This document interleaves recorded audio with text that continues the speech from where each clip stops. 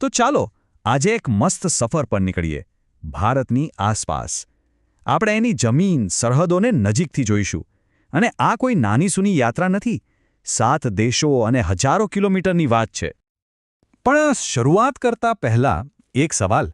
ક્યારે એવો વિચાર આવ્યો છે કે જો ભારતની બધી જ જમીન સરહદોને આમ સીધી લીટીમાં જોડી દઈએ તો એ કેટલી લાંબી હશે? આંકડો ઘણો મોટો છે.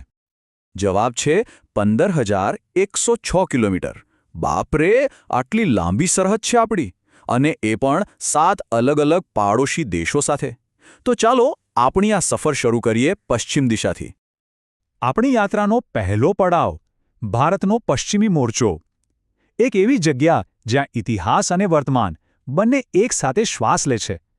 આપણે વાત કરી રહ્યા છીએ પાકિસ્તાન અને અફઘાનિસ્તાન સાથેની સરહદોની. તો સૌથી પહેલા વાત કરીએ રેડ ક્લિફ લાઇનની. હા, એ જ આપણી ભારત-પાકિસ્તાન સરહદ. અને સાચું કહીએ તો આ ખાલી એક લાઇન નથી. આ તો બહુ જ સંવેદનશીલ અને વ્યૂહાત્મક રીતે મહત્વની સીમા છે. ઓકે, તો ચાલો જરા આના આંકડા પર નજર કરીએ. લંબાઈ છે 3,323 કિલોમીટર. અને ભારતના 4 રાજ્યો આ સરહદ સાથે જોડાયેલા છે.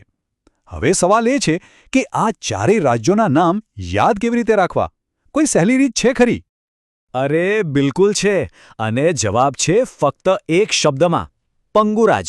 હા, ખબર છે, ભૂગોળ ભણતી વખતે આવા શોર્ટકટ્સ બહુ જ કામમાં આવે છે, નહીં?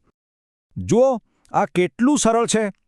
પ એટલે પંજાબ, ગુ એટલે ગુજરાત, રા એટલે રાજસ્થાન અને જ એટલે જમ્મુ અને કાશ્મીર. બસ એક જ શબ્દમાં ચારે રાજ્યો આવી ગયા. છે ને કમાલની ટ્રીક? સારું, પાકિસ્તાન સરહદની વાત તો થઈ. હવે પશ્ચિમમાં જ થોડા આગળ વધીએ. અહીંયા એકદમ અલગ જ ચિત્ર જોવા મળશે. હમણાં જ આપણે એક લાંબી અને જટિલ સરહદની વાત કરી, અને હવે આપણે જઈ રહ્યા છીએ ભારતની સૌથી ટૂંકી સરહદ તરફ. આ છે ડ્યુરેન લાઇન, અફઘાનિસ્તાન સાથેની આપણી સરહદ. અને લંબાઈ કેટલી ખબર છે? ફક્ત 106 કિલોમીટર. હા, સાચું સાંભળ્યું. આ સરહદ ફક્ત જમ્મુ અને કાશ્મીરને જ સ્પર્શે છે. પણ ભલે નાની હોય, એનું વ્યૂહાત્મક મહત્વ જરાય ઓછું નથી. ઓકે, તો પશ્ચિમનો હિસ્સો પૂરો. હવે રણ અને મેદાનોને બાય બાય કહીને આપણે સીધા જઈશું દુનિયાની છત પર, હિમાલયમાં. ત્યાં આપણા બીજા 3 મહત્વના પાડોશીઓ આપણી રાહ જોઈ રહ્યા છે. અને હિમાલયમાં પ્રવેશતાની સાથે જ આપણો સામનો થાય છે ભારત-ચીન સરહદ સાથે. એને મેકમોહન લાઇન તરીકે પણ ઓળખવામાં આવે છે. આ સરહદ એની લંબાઈ અને ભૌગોલિક રીતે કેટલી પડકારજનક છે એના માટે જાણીતી છે. આ સરહદની લંબાઈ છે લગભગ 3,488 કિલોમીટર. અને એ ભારતના 5 રાજ્યોને સ્પર્શે છે.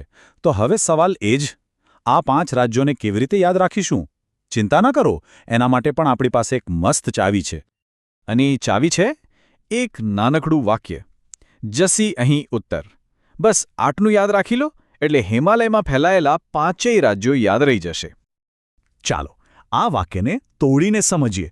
જથી જમ્મુ અને કાશ્મીર, સીથી સિક્કિમ, અથી અરુણાચલ પ્રદેશ, હીથી હિમાચલ પ્રદેશ અને છેલ્લે ઉત્તર એટલે કે ઉત્તરાખંડ. જોયું? એક વાક્યમાં આખો હિમાલયનો નકશો સામે આવી ગયો. હવે હિમાલયમાં જ આપણા 2 બીજા સારા પાડોશીઓ છે, નેપાળ અને ભૂતાન. આ સરહદો પ્રમાણમાં ઘણી શાંતિપૂર્ણ છે. નેપાળ સાથે આપણી સરહદ છે 1751 કિલોમીટર અને ભૂતાન સાથે 699 કિલોમીટર. અને હા, એમને યાદ રાખવા માટે પણ આપણી પાસે મજેદાર સૂત્રો છે, જેમ કે પસી ઉત્તર બી ઉત્તરા અને અરુણ સિક્કા આપ. તો ચાલો હવે હિમાલયના બર્ફીલા પહાડોને પાછળ છોડીને આપણી યાત્રાને પૂર્વ તરફ લઈ જઈએ. હવે આપણે એવા વિસ્તારમાં પ્રવેશી રહ્યા છીએ જ્યાં ગાઢ જંગલો છે, નદીઓ છે, એટલે કે પૂર્વોત્તર ભારતમાં. અને અહીંયા આપણને મળે છે ભારત-મ્યાનમાર સરહદ. આ એક એવી સરહદ છે જે આપણા પૂર્વોત્તરના રાજ્યોની અનોખી સંસ્કૃતિ અને કુદરતી સૌંદર્યને એક તાંતણે બાંધે છે. જો આના આંકડાની વાત કરીએ તો લંબાઈ છે 1643 કિલોમીટર અને 4 રાજ્યોને સ્પર્શે છે. અને આને યાદ રાખવાની ટ્રીક તો બહુ જ મસ્ત છે. અરુણના મમી એટલે કે અરુણાચલ પ્રદેશ, નાગાલેન્ડ, મણિપુર અને મિઝોરમ. કેટલું સહેલું છે! અને હવે આપણી આ સફરના છેલ્લા અને કહી શકાય કે સૌથી મોટા પડાવ પર આપણે આવી પહોંચ્યા છીએ. હવે આપણે વાત કરીશું ભારતની સૌથી લાંબી જમીન સરહદની. આ છે બાંગ્લાદેશ સાથેની આપણી સરહદ. અને એની લંબાઈ કેટલી છે ખબર છે? પૂરા 4096 કિલોમીટર. આ 5 રાજ્યો સાથે જોડાયેલી છે.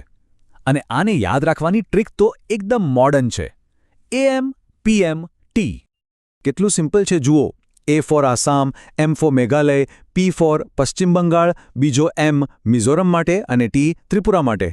AM, PM, T. બસ થઈ ગયું. આનાથી સહેલું તો બીજું શું હોય, બરાબર ને? તો બસ આ હતી આપણી 15,000 કિલોમીટરથી પણ વધુ લાંબી સફર. 7 સરહદો આપણે ફરી વળ્યા. પણ ચાલો જતા પહેલા એક ક્વિક લુક મારી લઈએ કે આ બધી સરહદો એકબીજાની સરખામણીમાં કેવી લાગે છે. આ બાર ચાર્ટ પર એક નજર નાખો. આખી વાત એકદમ સાફ થઈ જાય છે. એક બાજુ અફઘાનિસ્તાન સાથેની માત્ર 106 કિલોમીટરની સરહદ છે અને બીજી બાજુ બાંગ્લાદેશ સાથેની 4,000 કિલોમીટરથી પણ વધારે લાંબી સરહદ. કેટલો મોટો તફાવત છે. સારું, તો આપણે આંકડા જોયા, યાદ રાખવાની ટ્રિક્સ પણ જોઈ. પણ એક વાત વિચારવા જેવી છે. આ સરહદો શું ખાલી નકશા પર દોરેલી લાઈનો જ છે? ના, આ હજારો કિલોમીટરની સીમા ઉપર લોકો વસે છે, એમની સંસ્કૃતિઓ એકબીજાને મળે છે, રોજ નવો ઇતિહાસ રચાય છે. એમની શું વાર્તાઓ હશે? આ એક સવાલ સાથે આપણે આજની આ સફર પૂરી કરીએ છીએ.